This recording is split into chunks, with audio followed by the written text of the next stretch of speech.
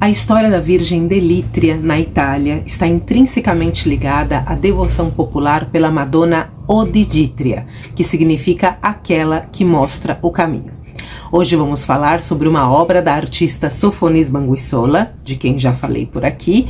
Essa obra foi descoberta há apenas 30 anos. Eu sou Cristina Ascar, eu sou mestre e doutoranda em História da Arte pela Unifesp. Deixe o seu like, siga o perfil, dessa forma você não perde nenhum conteúdo sobre arte, sobre mulheres artistas e sobre obras magníficas como a que vamos conhecer hoje. A característica fundamental da Virgem Delítria, ou Madonna Oddigitria, é que Maria segura o menino Jesus em um braço e em muitas representações com a outra mão ela aponta para ele. Esse gesto visa direcionar o olhar do fiel para Cristo como o caminho da salvação. A devoção à Virgem de Ítria é particularmente forte na Sicília, onde ela é considerada padroeira de algumas cidades e protetora da ilha. Existem diversas igrejas, festas dedicadas a ela na região, e Nápoles também desenvolveu uma forte devoção pela Virgem Delítria. A obra que estamos vendo aí na tela trata-se de um grande óleo sobre painel que mede 1,62 m por 2,30 m e está localizado do lado esquerdo da entrada da igreja na Sicília. A história dessa obra magnífica é a seguinte: a Sofonisba começa a pintá-la quando o primeiro marido, Fabrizio Moncada, ainda estava vivo. Inclusive o Fabrizio ajuda a Sofonisba a realizar essa obra. O que acontece depois é que o Fabrizio é morto porque seu barco é atacado por piratas. Então Sofonisba fica viúva, ela precisa fazer alguns trâmites legais para poder recuperar os bens e o dote que ela trouxe quando ela se casou com ele. E aí, bom, depois de concluir esses preparativos para a recuperação do dote, a Sofonisba decide retornar a Cremona, que é a cidade natal dela, no norte da Itália, mas antes de deixar a ilha definitivamente em 1579, ela pensou na salvação espiritual de seu marido e doou uma grande pintura de altar, que é esta, dedicada à Madonna Delítria. Ela doou aos padres franciscanos da cidade e ela retrata a Virgem com a criança em seus braços, sentada numa caixa de madeira que é carregada no ombro por 2 monges idosos auxiliados por 2 anjos, diante de um grupo de figuras do lado direito, incluindo o bispo que se ajoelha enquanto a Virgem passa. O documento de doação afirma que Sofonisba, viúva de Fabrizio Moncada, doou aos frades franciscanos de Paternò uma pintura de imagem gloriosíssima, Virgem Mãe Maria, sob o título de Ítria, e está pintada em painel pela própria doadora e por seu marido. A iconografia da obra deu origem a várias histórias, nas quais se supõe que ela tenha sido executada pela pintora após a morte do marido, mas vimos que não é bem assim. Também dizem, e aí precisaremos de um estudo técnico mais profundo, um raio-x, fluorescência, reflectografia, enfim. Dizem que o navio que nós vemos ao fundo do lado direito da Virgem, para nós do lado esquerdo, é o navio do marido, o navio que foi atacado por piratas e que foi pintado por ela depois da morte do Fabrício. Também há até quem veja o horizonte montanhoso da região do rio Simeto ao fundo, onde o Principado de Paternò pode ser vislumbrado. E também se diz que o rosto da Virgem carrega os traços da própria Sofonisba. Aí eu devo admitir que eu me inclino um pouquinho a concordar. A obra, que havia sido atribuída à pintora em 1995, foi descoberta pelo siciliano Alfio Nicotra, médico e colecionador de arte. A Itália é uma loucura, né? O cara era colecionador de arte e também médico. Demais.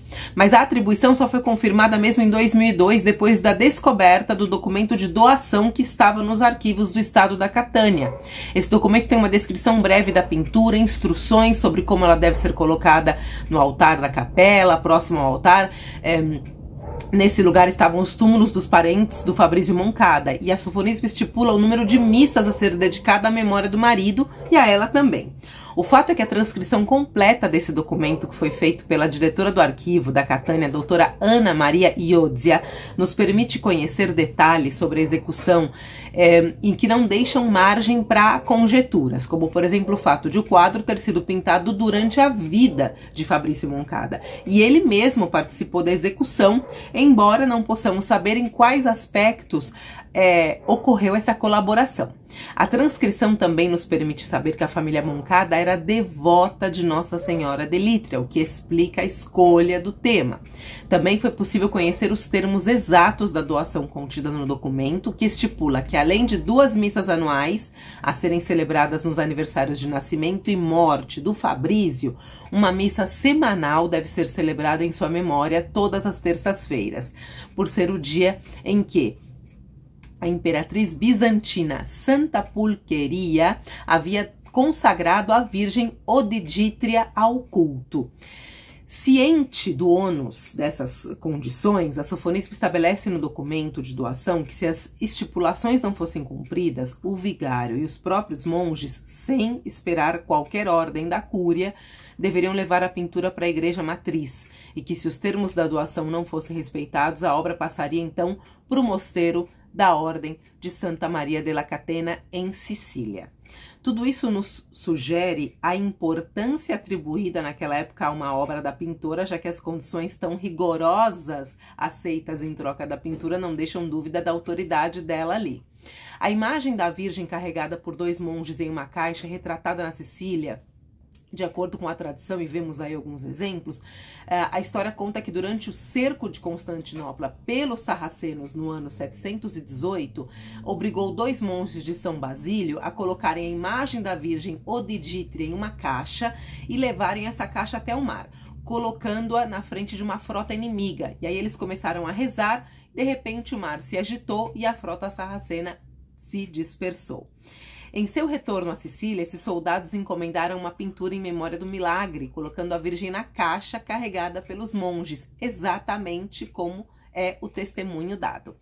Esse culto se espalhou rapidamente na ilha da Sicília e encurtou o nome Odidítria para Ítria, tornando-se um dos cultos marianos mais característicos da região.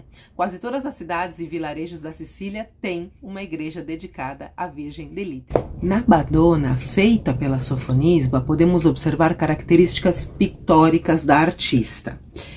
O rosto, né, e o olhar da Madonna, por exemplo, chamam bastante a atenção quando observamos atentamente. É um olhar que é muito cálido, as cores são muito bem trabalhadas, nós vemos tons de vermelho e de azul, o que indica que essa pintura era muito cara, já que as cores aí eram caras e até difíceis de conseguir, embora a família Moncada tivesse dinheiro. Inclusive o tio do marido da Sofonisba era uma autoridade política da região. Temos também aqui uma questão que é o menino Jesus. Ele tem os dedos em sinal de Pantocrator. E embora a Virgem não esteja apontando para o menino Jesus, ela o segura como se estivesse mostrando o menino Jesus para nós, indicando que ele é a salvação. Isso foi bastante polêmico na época, porque normalmente o menino Jesus ele está sentado no colo da Virgem, não de pé. E a Virgem aponta para ele, como eu já comentei no início. Sofonisba opta por outra disposição das personagens, o que causou uma discussão que durou uns 30 anos, porque para os conservadores da época a imagem da Virgem tinha sido, entre aspas, alterada. E nós podemos ver também na parte inferior do quadro os monges que carregam essa caixa de madeira, e é perceptível a força física que eles fazem para sustentar esse peso, né? E ao mesmo tempo vemos ao fundo um tipo de paisagem que Sofonisba já havia feito antes, algo que lembra um estilo Leonardo da Vinci. Essa obra, ela esteve em Milão em 2021 para passar por uma restauração, mas ela já se encontra novamente na Sicília. Se você quer saber mais sobre a Sofonisba ou alguma outra obra dela, ou se tem sugestões de temas para os próximos vídeos, pode deixar aqui seu comentário ou mandar um e-mail para info@relatosdearte.com. Fiquem atentos, porque teremos mais relatos de arte sobre mulheres artistas e também relatos de arte sobre as obras dessas mulheres artistas. Muito obrigada e até a próxima!